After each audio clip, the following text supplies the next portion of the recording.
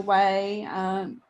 We have some wonderful speakers for you today. So we have Lizette and Effie and also Trudy, who very kindly contributed to today's discussions. And then as a group, we have the option, you're welcome very much to use the chat function to share any views or perspectives you might have.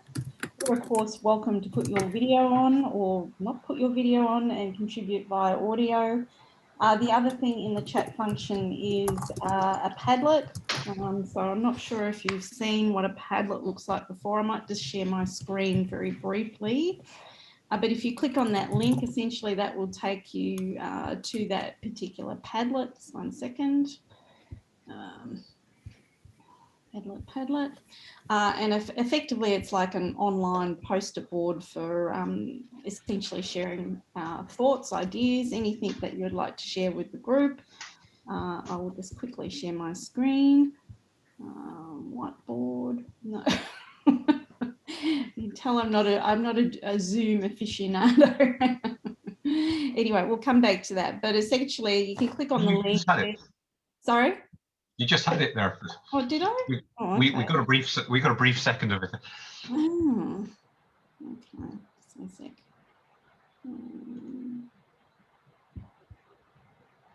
So the bottom share screen. Yeah. Sorry, I'm a Teams person. There we go.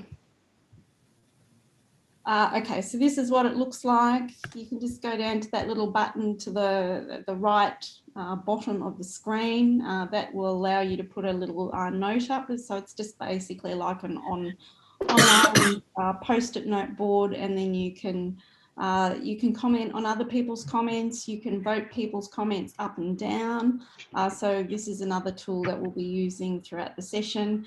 There's no need to download anything. That link will take you straight into Padlet. So yeah, that's there also. I'll be checking in on Padlet. I'll be checking in on the chat function as well. But welcome everyone, and I'd like especially to welcome, we do have some new colleagues here today, so welcome very much to what is our sort of annual SIG meeting for the Event Studies group. It is co-convened by myself and my colleague Martin Robertson, who is on the screen with me today. So essentially we are a special interest group of CAUTHE. We have a particular interest in promoting event studies very much so as an established discipline within our universities, but also recognising its value as a growing and emerging sector in the economy. So essentially a lot of our discussions around how we teach events, but also very much also how we research events as well. And picking up on the theme of the conference, I should say, of course, this session had to be about COVID and about how event studies and events in general are being affected and influenced and negotiating the current environment. So I think there's opportunities, whilst what we have gone through in the past year has been absolutely just horrific at times and has been very upsetting and the like, there are opportunities, I think, going forward for how events and how ourselves as event academics will also do our own research. And that's probably very much still up in the air at the moment. So to our new colleagues, welcome. Thank you very much for joining us today. Do please take the opportunity. Unfortunately, we don't have time for everyone to do introductions, but please do take the opportunity to introduce yourself on chat or on Padlet, whatever you would prefer to do. And we will get underway for today. So I'll hand over to Martin to kick us off. But just a big thanks again to our speakers for today, and certainly encourage discussion from everyone after we've heard from our speakers. Thanks, Martin.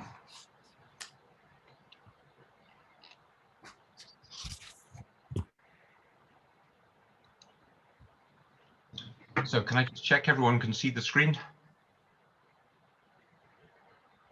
I'm presuming so. So what I will do is make sure that chat's available.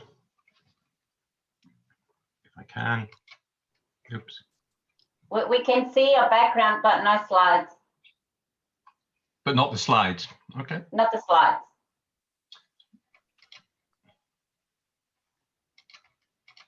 I think there are quite a lot of people that are not on mute. Oh, we Can you can see them now. We can see them now. That's fantastic. Very good. All right. What I'll also do is ensure that we have chat. So which is there? Okay. So if you need to chat, please do. So we are going to talk about how does COVID-19 and the pandemic affect event studies. In the diagram, I've given an idea of the fact that we have to adapt in education to changes, to external forces, and that requires us to be innovative. And we have to think about how we're going to do that within the context of now, particularly thinking about studies, education, research, ethics, and health. For this now, just myself and Leonie are going to talk about education and how very quickly, how significant it is. We talked about how in as early as 2012 about how education was all about authenticity, but more than authenticity. Oops. It was also thinking about the fact that the world was changing very quickly. We talked about students needed to be ready to adapt to those changes. We thought about the changing business environment, and I think quite plausibly and quite current, we talked about the possible global crisis, the fact that students' education, research should allow us to be changeable, to allow us to adapt, for us to be authentic, to ensure that learning was authentic, that we were creative, innovative, that sustainability was a very important central part of what we did and what we gave to students and what we did in our research. Experiential networking, technology, and transformation were all part of the key words that we found, and I think that they're quite relevant now. But has life changed? So I have there a thermometer. I know it may not look like a thermometer, but it's supposed to. So has it changed from 2012? Well, we do know that that over nearly 2.5 million people have died already. We know that it's made a huge difference to our studies. We know it's made a huge difference to the way that we teach. We know that it's made a difference to the finances that universities are getting. It's made a difference to TAFE. It's made a difference to exams. I spoke to somebody, in fact, I spoke to Leonie, who said how much extra work she had to do in terms of putting materials online for teaching, having just gone through basically 9 months of it. Yes, I know that. It takes an awful lot of energy. So it takes us to the question, does COVID-19 pandemic affect event studies, and how as academics, us, and as professionals, us again, may we affect positive responses to benefit event studies? So we have 2 think pieces here. There were more than 2 think pieces, but we realized that time was really against us a little bit. So 2 think pieces, one by Trudy Walters, who's going to talk about health. And then we have a second think piece about innovation and human connectivity. So these both last around about 6 minutes, and then we'll have, as Leonie said, we're going to have a Padlet offering an opportunity to talk, to put in ideas, but also to obviously speak as well where possible. So I'm going to move to Trudy. I'm going to make sure that I've got everything working. Yep, share sound.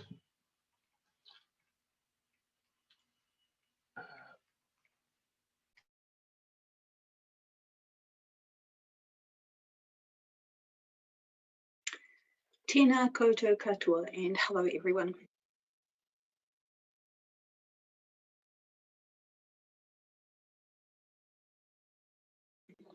My name is Dr. Trudy Walters and I am in Dunedin, Aotearoa, New Zealand.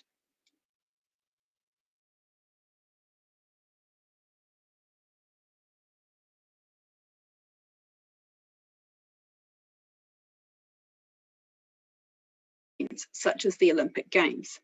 However, a number of critical event studies scholars have in more recent years turned their attention beyond simply the economic, particularly to the intersection of health and events, finding significant well-being and quality of life benefits from event participation.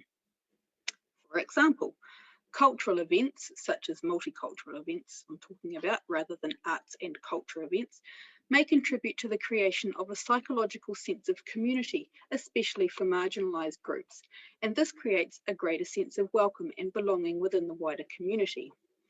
Najmir Hassanli from UTS in Sydney and I have just finished some work with Settlement Services International, who host the New Beginnings Festival in Sydney for ethnic minority migrants and refugees. And we found the event was extremely valuable for creating this psychological sense of community on multiple levels. So ethnic minority migrants could meet others from their same country. So that's one sense of community that they had. They could also identify with other refugees and migrants who'd had similar experiences.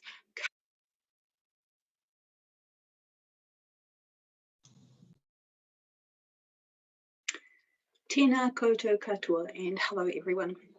My name is Dr. Trudy Walters and I am in infrastructure providers have all been hard hit. This is the case around the world. However, I would like to suggest that the implications are far more reaching than just economic, that in fact our health has also suffered because events are not being held in person.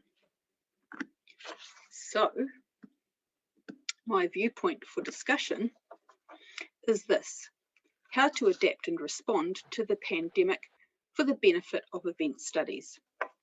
So I've just mentioned the economic benefits of events. They can be significant and are often used as a justification for hosting events, whether small-scale events such as a local fundraiser, or large-scale events such as a music concert, or mega events such as the Olympic Games. However, a number of critical event studies scholars have in more recent years turned their attention beyond simply the economic, particularly to the intersection of health and events, finding significant well-being and quality of life benefits from event participation. For example, cultural events, such as multicultural events I'm talking about, rather than arts and culture events, may contribute to the creation of a psychological sense of community, especially for marginalised groups, and this creates a greater sense of welcome and belonging within the wider community.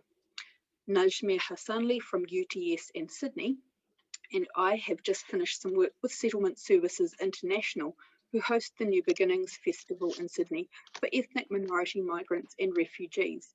And we found the event was extremely valuable for creating this psychological sense of community on multiple levels.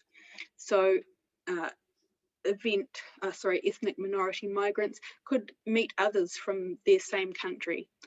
So that's one sense of community that they had. They could also identify with other refugees and migrants who'd had similar experiences coming to a Western country. And then the third layer or level of sense of community was with the wider white Australian community who came along to the event.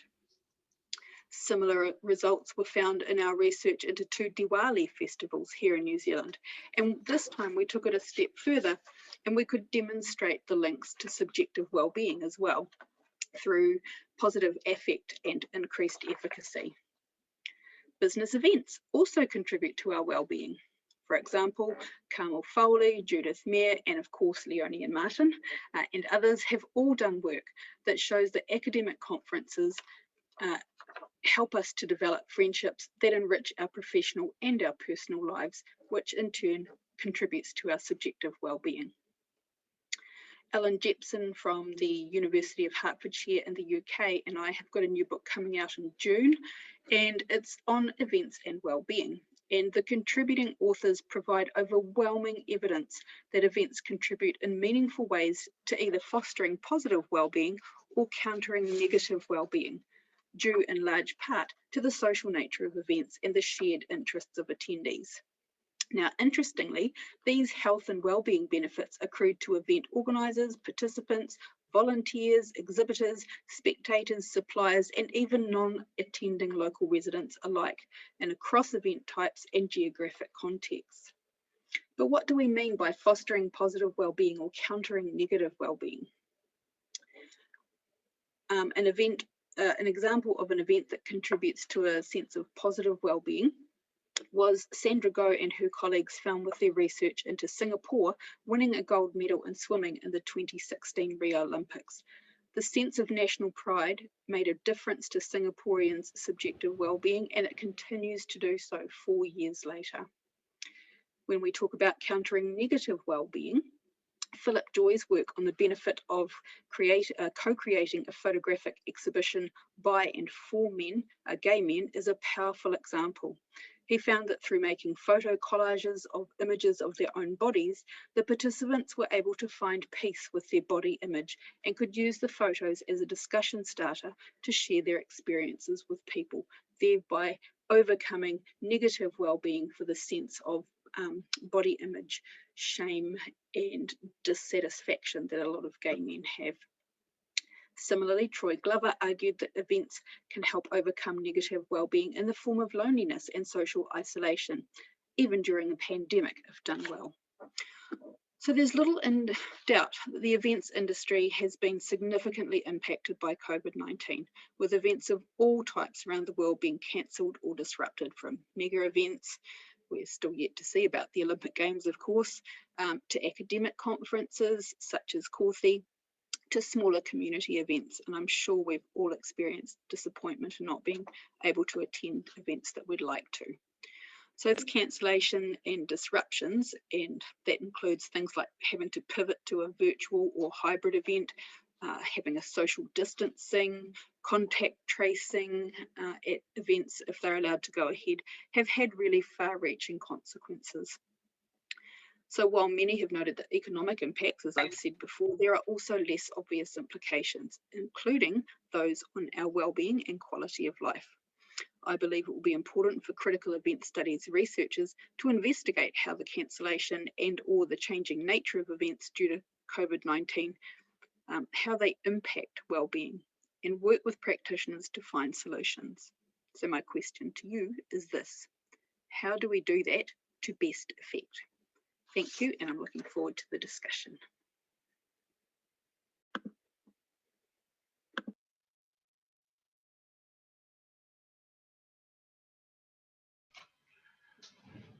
Well, thank you very much. And obviously, Trudy's going to be available. But the question, I think, was how do you retain and affect the multiple health benefits of events in a time of pandemic? I'm going to switch across and we can have that discussion. So I'm going to come out the screen share, I hope.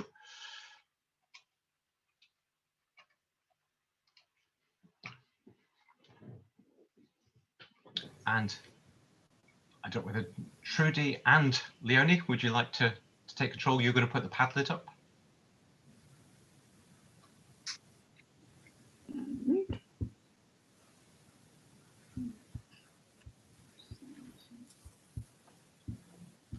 And Trudy, apologies for sort of stopping your video. Every time that I touch anything, it stops. I found out, so I can touch nothing while the.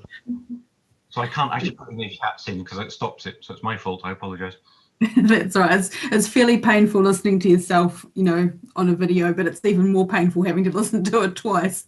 Yeah. So we don't currently have any additions to our Padlet, but I would certainly encourage you to add your thoughts about Trudy's session. I thought it was extremely thought-provoking and critical. I know we have colleagues online from Victoria who they've now announced a 5-day lockdown. So within the midst of the Australian Open, of course, which will have significant impacts for that event. So this is such a fast evolving space. So if anyone does want to comment via chat or also via Padlet, you're more than welcome to do so.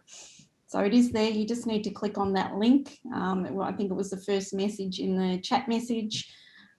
Just need to click on the link and then you'll be taken straight to the Padlet, and you can add any comments or thoughts or potentially words of thanks also to Trudy for her fantastic presentation. So we've got our first one coming up, which is very, very exciting. So I will stop sharing that one now. We'll come back to it. I think Martin is probably the best way. But in the meantime, colleagues are welcome to post their thoughts and impressions in relation to Trudy's excellent presentation. Kevin's just asked me to post the link. I think I had, but I'll do it again. Sure. Let me just. I can redo it if you like. It's here it comes.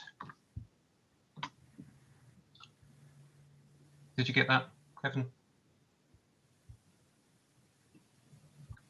Yes, I did. Thanks. Sorry, I think we crossed posts there, but thanks, Graham. The joys of online meetings. Not. Is it possible for people just to ask a question like with their mouth? That's the other weird, Yes, crazy definitely. thing. Please do. Just checking. Yes, if there are any questions for Trudy, you're welcome to turn your video on or just use your audio, whatever you feel most comfortable with. But if anyone does have questions. I'm here by chat, so so don't make it like our fun lectures where we say, come on, students, put more words in, say things. Can I ask a question of, I don't want to monopolize conversation, but can I ask Trudy a question? Yeah, that's fine for me. Trudy, we're pretty much in Queensland. We've sort of started to make that adjustment to how you run COVID safe events. And I think you've highlighted a critical question of how you do that whilst still ensuring that attendees and patrons have, a fun celebratory experience whilst being socially distanced and going through all those protocols, increased protocols, bag searches, all of that increased level of security. From your research in this area, what do you think initially are just some responses to this for event organisers, to things that they should be addressing in order to be able to maintain health security, but also the event experience itself? Yeah, it's a really interesting question. Thanks, Leonie. Our situation here in New Zealand is really different because at the moment, we don't actually have any community cases. And so pretty much our events are running as normal. It was interesting, in November last year, I happened to be up in Auckland and there was an event happening that evening and it was a Tourism New Zealand event. Now that very day at 1 o'clock, we had a community case and immediately Tourism New Zealand had already got all of those procedures in place. So the social distancing, the contact tracing, the, hand sanitizer, all of the safety things were in place, but they still decided to cancel the event. And that was because it wouldn't look good for New Zealand's tourism board, essentially, to be hosting an event, even if there was minimal risk. You guys in Australia have quite, you're still trying to host events at the moment that are socially distanced. So I guess for event participants, it's a matter of whether they feel comfortable and whether event organisers can make them feel comfortable to attend, or whether there's still that reluctance to go. And I think what we're seeing in the UK and possibly some places in Europe is people are more than happy to go, irrespective of perhaps whether there is safety measures, health and safety measures in place. So I think it's very context specific and it depends on your culture, your social culture, the communications that have come from government and perceptions of safety. Thank you. A question just came up, which a number of questions actually come up, but one is from a teaching perspective, how have your event students reacted to the pandemic? So I guess this is to everyone. I have a lot of students email and check in with me about whether or not they have a career ahead. So is there a career ahead? In Victoria, I mean, you just probably heard that they're saying that they might have to do some short, sharp lockdowns again. I don't know if you've heard that, people from Victoria. So I think that came out the news today because of the tennis again. So there's a potential, these things. Does that mean that events aren't going to work? So how do we overcome that when we know that they have so much health benefits socially psychologically. Do we feel that anything else would offer the same social experience? I think it's Martin. being physically in a room, to be perfectly honest. There's Colin, I think, was about. Mm. Yeah, sorry. But I want to be invited It's into the the conversation. physical. Trudy, speak first, and then Trudy, Colin. then Colin. I think what we're experiencing here is the very obvious benefits of being able to meet face to face, which is the spontaneity that you can have in a conversation, and you know, it's, without sounding really creepy, there are pheromones in the room when you meet face to face, and that's where you get your, you know, your conference high from, or your event high from as well. In terms of yes, I definitely think there will be an events industry. I know it's probably very, very difficult at the moment to see the end in sight for a lot of countries because, you know, ongoing lockdowns and all the rest of it. I think we just do need to change the way that we do things. We still need to give our students hope. I think for a lot of students, it's actually the tourism industry that they're a lot more worried about, not necessarily the events industry. So I think if we can give our students the tools to understand that they might need to be flexible and adapt to providing virtual events or hybrid events, you know, they have an advantage in a lot of ways over event management companies who are struggling to keep up at the moment with technology, with trying to, I hate the phrase pivot, but you know, that's essentially what they're trying to do. Colin? Yeah, Martin, thank you, and thanks for all the presenters so far. Yes, you're right, we're in a lockdown as of midnight tonight for 5 days, short, sharp and shiny. We've been there before, so it's just a case of trying to manage this virulent strain as quickly as we can. In terms of the question about building hope for students, I, like many others, have had the same questions come from students. Why am I doing this degree? Because is there going to be a career at the end of it? And in the same way, you could say aviation is affected when we had 9/11, when we've had the Malaysian issues one after the other. It does bounce back, and we've got to be optimistic that collective gatherings of people have been around for a few thousand years. They're going to continue. This is certainly a speed bump for now, but I'm certain, like many others, that we will get back. There is a latent demand. You can see every time an event goes on sale here, whether it's a festival with limited seats, they tend to sell out very, very quickly. So that would tell you that the human condition is about gathering, and the sooner we get back to gathering, the better. And I think that human need is not going to go away anytime soon. And that's a good positive Agreed. response. It's about positive psychology. Thank you. We knew we wouldn't be able to say lots about all these subjects because there are a lot and we don't have very much time. So I'm actually going to move on with the idea that we can come back and ask your questions about both perhaps. So with that, I'm going to, first of all, get to the right screen.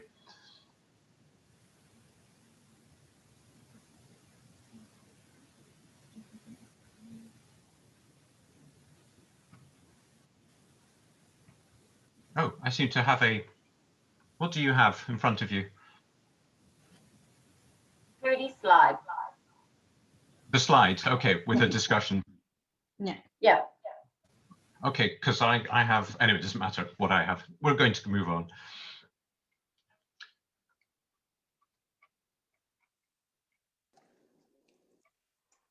Good afternoon, all. I'm Effie Stereopoulos, and together with Lisette Olivier, we will be presenting our thoughts on the topic of event studies during transformation. So with the events industry being largely hit due to COVID, businesses opted to change their models. Some didn't, some waited for grants, some are still waiting, and some are possibly transforming and have done a good job with the transformations. One element, though, that has remained is the need for humans to connect. So we've already seen some efforts of festivals to to try and change the design of the festivals and experiences so that people can still connect and enjoy events. This is from a concert in the UK, as you can see, and that came out in the media. So that is one new way of designing events in the future. So we picked up that is actually a quite innovative way to design experiences, and we combined it with the need for human connectivity. So when we looked at the model on how we could contribute to event studies and how we could also effect positive responses, we found that our topic, innovation and human connectivity, touches all of the thematic areas going on from health to ethics research, education, because we could educate on how to design these transformative experiences, and mostly it's showing how event research is innovating in itself. So I will pass on to Liz, who will go into a bit deeper into our framework and will give some explanation and examples of our transformative elements. Hi, it's Liz. So I'm going to be speaking specifically about our framework and how to enhance touch points towards ultimate experiences. In designing experiential experiences, practitioners can consider packaging the ultimate experience beyond the customer journey via the human, digital, and physical spheres. It's well known that everyone is transformed in one way or another by experiential travel. Nowadays, this phenomena of seeking different scenarios continues and involves deep human connectivity. So to design experiences which encourage inner transformation, authenticity, and sensory immersion, for example, the interaction with others' cultures, traditions, lifestyles, values, and beliefs, if followed by reflection, can create transformational learning and satisfy tourists' self or self-transience. The cross-fertilization of ideas and cultures can lead to feelings of harmony and peace. So the first one is deep human connectivity. Then looking at deep environmental connectivity, for example, tourists who spend time in nature can experience transformative feelings such as interaction has been shown to generate positive and harmonious emotions. Looking at another dimension, self-inquiry. For example, tourists who are on a transformational journey of self-inquiry and self-reflection and want to explore themselves, they connect with the purpose and to find their inner truth from distraction of daily routines and experiential offerings. Self-inquiry is critical and ongoing part of the awakening process, which can be stimulated by new experiences that break their physical habits and mental and emotional patterns. Life transitions and difficulties can motivate travel to reflect and examine their purpose of life. Then we're looking at engaged contribution. These contributions are often based on generosity. The economy of generosity is very hard to monetize, yet it is associated with a healthier and longer and more successful life. Awakening people tend to value experiences of sharing and contributing more than acquiring money and possessions. The UN Tourist Guide to Amsterdam is a great example where contributory experiences for tourists offer an array of alternative experience, such as fishing for plastic in the canals, learning to upcycle materials, and even weeding date with urban gardeners. These are just some of the examples of transformation that we're thinking of. Within these scenarios, either one or a combination of these scenarios or peak transformational moments can be designed to give glimpses or create persistent shift of consciousness. We can do this by looking at mixed methodology, in-depth interviews, and online surveys to ultimately explore a conceptual model and scale exploration. With such models, these frameworks can grasp the entire customer journey across the experience that can potentially be tailored to specific experiential offerings as they differ vastly. So we look forward to further research towards the optimum experiential experiences, and we also definitely look forward to any other elements that this framework can include.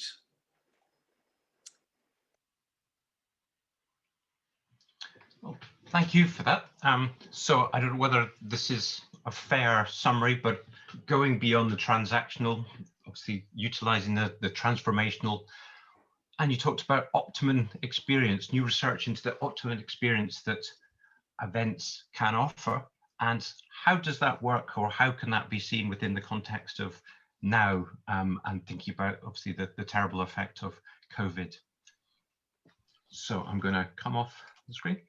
Well, I might respond to that. I've actually put a few photos up on the Padlet. I'm not sure if you can access them or not. I'll share my screen with it. Just one second. Okay. They look good, actually. I could see them. Oh, good. I've got more. So I think we all need to really, I mean, we're in the events industry, and we are academics and we're leaders, and we have to be getting ourselves fired up and inspired despite of what we dealt with, because we're entertainers, aren't we? That's where we're at. So I think we do need to pivot. We need to educate. We need to it's our responsibility to instill hope, and to do that, I think it's going to take education, and it's going to take changes. I don't think that we will ever have the luxury right around the world to be able to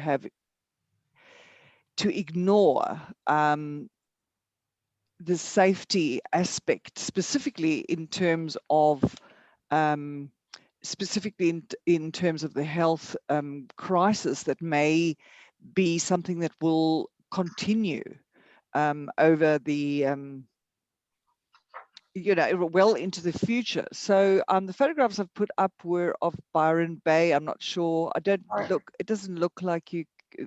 Maybe I think they're just loading. taking time to load up. Liz, okay, so I've got a photograph up of Byron Bay where they've painted, for example, wide circles or spray painted them, whereby people can still sit outside, enjoy a concert, and just merely go and sit into a spray painted circle so they can stay within their groups. There's a lot of education in and around Byron Bay, I noticed, in terms of COVID, having tests. Even though they haven't sorry had to interrupt. I'm just noting Meg saying she can actually see the pics on her Padlet. So Meg, would you mind sharing your screen if I stop sharing I mine? can share mine. Oh, excellent. Thank you. It's a product of my poor internet, not anything else. Thanks, Effie. Sorry to stop you mid-stream. No, that's a little bit better, because I don't need to talk so much, because the photographs are actually telling the story. So there you can see the social distancing, and basically they mow the grass whenever it needs to be mowed, and they give it a fresh spray. So to the left of where, if he was just pointing there to the left-hand side, there was a big band playing with the social distancing photo. And everyone's just chilling on the grass watching. So I think it's a case of trying to stimulate what's possible in a safe environment, and being able to also pivot from a full experience, which is lesser socially distanced, to one that is in a crisis situation where you need to I see it a lot like where in the past we had to consider if it was raining and we had a huge concert outside. We needed to say, what is plan B? What do we do if it rains? What do we do? how do we manage it? How do we still instill the experience? So we need to look at what we've got and turn that around. So I'm feeling really positive. In terms of the conferences, what we're doing right now, I think, you know, I'm getting a lot of joy. I've had a lot of joy at the conference. I think people who have been able to adapt to online presentations can actually engage the audience and have a lot of fun within the audience. You know, I attended Catherine Chu's workshop whereby she got a lot of audience participation. I think as educators need to really explore and think about this. How can we? I can jump in here if I may, and just going back to that question that you mentioned, Martin, about the optimal experience and building on from what Liz said, and they're great tips and examples. Thanks, Liz. With the circles and that, my daughter's actually, she was talking about that because she loves going to music festivals. But other ways of doing it is looking at what we have locally. And when I was doing in my event research for this conference, there were some really good examples. For example, partner up with some wineries and design more smaller authentic experiences that can probably go over a few days and not one big event with a lot of people. And it's a bit like what Liz said, how she enjoyed the conference. The conference is still going. It's been spread out nearly over 2.5 weeks. So we're still getting all the knowledge. It's actually spread out over a longer period of time. So we may see events going down that format, and we have to design them in more smaller, more focusing on connections among people and smaller groups, and make sure that with there is an element of authenticity in them. So yeah, that's interesting. Martin, did you just want to scroll down some of the other comments? Sorry, mine's still loading up. Well, we have one here which is public attendance at major events are bound to be impacted by fear of close association. But one person talked about conferences and said that there are still conferences running, but without alcohol.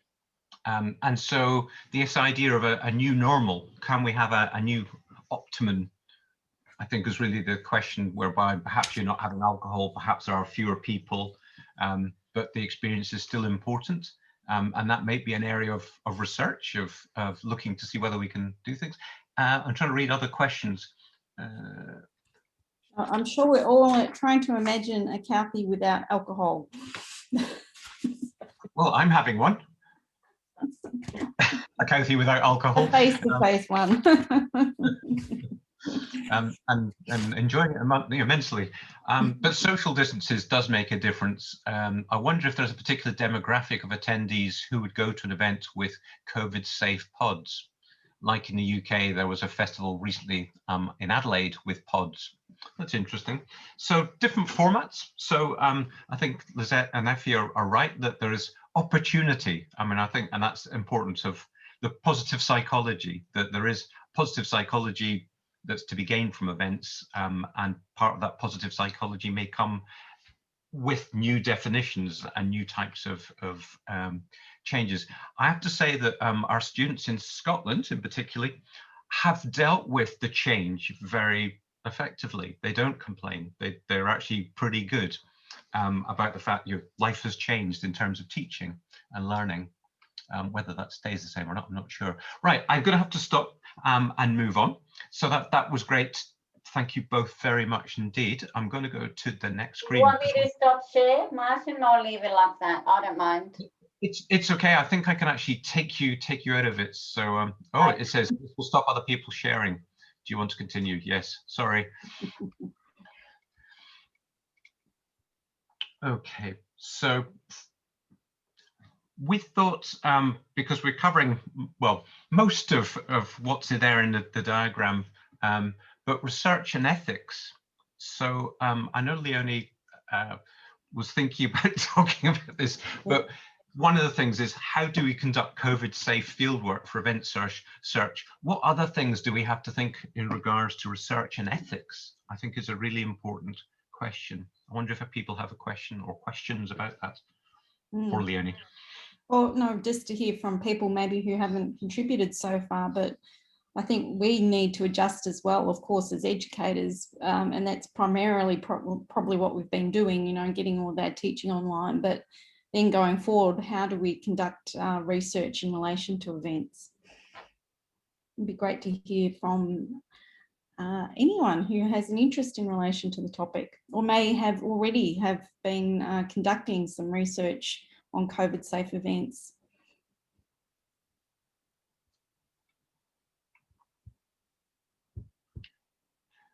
I can go on. I can add to that, Leonie. Do you want me to go ahead, Martin? Yeah, yes, please. Go for it, Colin. I've spoken to a couple of event practitioners during this period of time, and one of the things that has been, I suppose, poignant to me is that they haven't just thrown their hands up in the air and said, oh, we don't have a physical presence event company anymore. Let's think how we can use our contact list of all of the companies that we've done live events for and help them in-house with delivering events like we've seen with the CAUTHE conference over the last few days. So what they've done is pivot themselves into being stronger on social media, stronger on delivering remote events, building up skills in terms of cinematography and curating content to make things like training, annual general meetings, all of those type of non-physical presence events work better for their companies and make some money into that equation as well. So I think that's going to be an important area that we can look at in terms of researching about, you know, who actually improved their business over the COVID-19 through ultimately looking at event management in a completely different way. Yep. I put a little question in there, or no question, the point was the fact that I've got 14 research students at various levels, PhD downwards, and they have to look at a new context in terms of the research. So we're looking at policy documents, we're looking at new types of image recording, we're looking at different ways of interviewing online, but it is challenging, but it is possible. And it is changing the way that they're looking at their research process. It's really important. So I'm just thinking, as well as practitioners, also thinking about researchers and research. It's making a difference.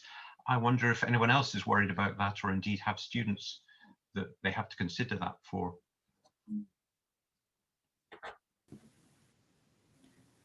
It's Trudy here, Martin.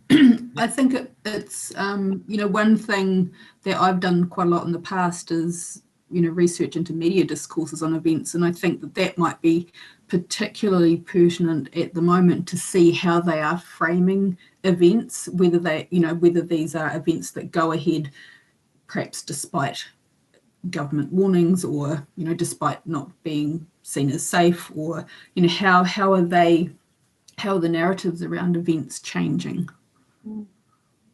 So that that could be another avenue for a research question. And demographics and age as well, because if we are using different formats, not everyone is naturally included in that. So is it ageist? I don't know. Some of the so media, like print media as well as social media. So okay, well, but it still has to get there, doesn't it? It still has to be delivered, and if there's no travel, it's something to think about. Might happen. Which was one of the questions that came up. I think it was, I'm looking at messages. By the way, I can't actually use the board for some reason. I'm not sure why.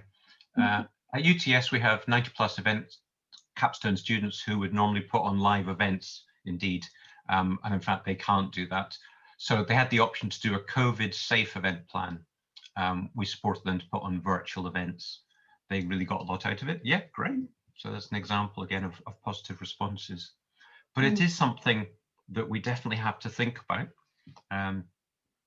because it's going to make a difference, obviously, for the future. Mm. We've been told that we have to sort of round up because everyone closes sorry, it completely closes at what time is it there? Because I've got a very different time to you've got, but is it 5 p.m. you will be coming up to? Oh, I think we're all at different time zones, Martin, so it's hard to. That's true. But please do share your thoughts. That particular Padlet, it can be downloaded, so I think we'll share that around to the group, and it still will remain open. So if there's anything that occurs to you after the session, please feel free to add in your thoughts to the Padlet, and we'll circulate that sometime next week. But probably just for Martin to mention our Event Studies Special Interest Group Facebook page. Right, just to say that everyone is welcome, and I need to use and I'm going to be more active. It's actually Effie has been fantastic in using it much more than I have, and actually putting up material. I'll just put the link in the chat group, so if anyone wants to join. How's that? Fantastic. So wonderful. Please join. I'll be putting up more and more news and looking at ideas, but also looking for contributions. I think that's the important thing. So we hope to take this subject forward because it is such a big subject. We feel that possibly there is more to come out in terms of perhaps publications and discussions. So we would like people to contribute to the chat this now, but also perhaps to communicate with both myself and Leonie with the possibility of taking this forward. So we've had two fantastic presentations today, which added to the discussion, but we think there's a lot more in it, because if you do have, what was the figure that I started there with, was it 2,350,000 people, cases at the moment, 101 million cases in the world just now. It is making a difference, and we look forward to a much more positive future whereby obviously we're all vaccinated and things can be a lot better, but whatever is making a huge difference to our lives. So events research has progressed, and we've talked about critical research, but this is possibly another phase which we hadn't expected, which is what is the pandemic phase, or how does pandemics in general, and thinking about this one in particular, going to make a difference to business. So we had from industry, one person saying that it has made a big difference, and they have had to change. I know Peter Jones in Victoria I communicated with as well, and he was quite ardent and angry that things weren't being done. But it's very difficult to do something when we don't know exactly how things are going to turn out. But as Lizetta said, and as Effie said, and as Trudy says, it does improve our lifestyles. It does improve the way we think. Will virtual events help that? Will the opportunity to have different types of collections, perhaps using what younger people do, I believe, different types of social media, can they be construed as events? Can events create new forms? I'm not sure. The students that I speak to love events, and they really, really miss events. They find it very difficult to research away from events in the sense of not involved with people. So we're going through quite a challenging time, I think. But just to end and say to everybody, really, to thank you. Can I just add a big thank you to Martin, who has got up at 4 a.m. Edinburgh time to join us today, so technically in the middle of the night. And thank you very much, Martin, for all your efforts today. It was absolutely fantastic. Thank you to everyone. I'm sorry we didn't have the opportunity to meet new members in a more personal way, but if you do wish to reach out to us, please do so, and more than happy to facilitate, I should say, introductions, hopefully at our next face-to-face CAUTHE event as well. So I will share the Padlet with everyone in the group. Oh, but thanks, Effie, for that author. I'll share that with you, and if you could share it with everyone through the Facebook group, that would be fantastic. But yeah, take care, everyone. Stay safe, and particularly for colleagues across the world and our Melbourne colleagues now who are in a very snap lockdown. Please take care of yourself. Stay safe. We're thinking about you, and yeah, we'll see you face to face next year at CAUTHE. And finally, thank you from me too. And remember to use Facebook, put up any stored messages there, and to email us both as well. We feel there's a lot coming ahead. So, and I think that's really the end as well, isn't it now, of CAUTHE 21? Is there more celebrations, more activity? No, I don't think so. We're it. We're it. So I hope you've enjoyed it. I hope there's a good end. Oh, no, Kirsten's saying there's another SIG meeting. So there is one, I think, next Monday. So we're not quite the end, but yes. I just posted the Padlet in the chat. Oh, thank you. Thanks, Effie. Thank you. And Lizette, have a great party. And everyone else have a great party. You said you're going to have a great party tonight, so you should. You've all worked very hard. And I've seen quite a few presentations which I've enjoyed. But I must admit, getting up at 3 a.m. is tricky. Well, you said you were having some alcohol, so if you continue with that, you may be able to just continue the party with us, you know, and show us on the Facebook what you're up to. That'll be quite fun. May not want to do that. Take care, all. Stay safe. Look after yourself, everyone. Bye. Bye. Thank you, speakers.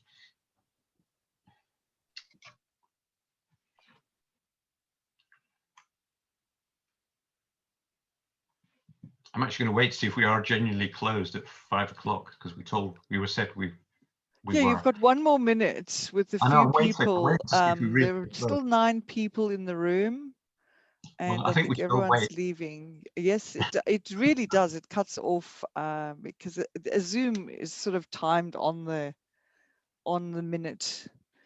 But nice seeing you all the way in Edinburgh, and keep safe. That's really a crazy place at the moment, isn't it? The whole of the UK. We're locked down. We're very locked down at the moment. Yeah. There's not a lot we can do. Shops are shut. Yeah. Bars are shut. We're not having fun. Yeah, difficult to stay positive in that environment as well. I'm really sorry to hear that. It's so difficult. The students have been really strong, so that's great. So event studies is all about positive things, about thinking positively. So I think the positive psychology is important, and is a good base for what we think in regards to the current research.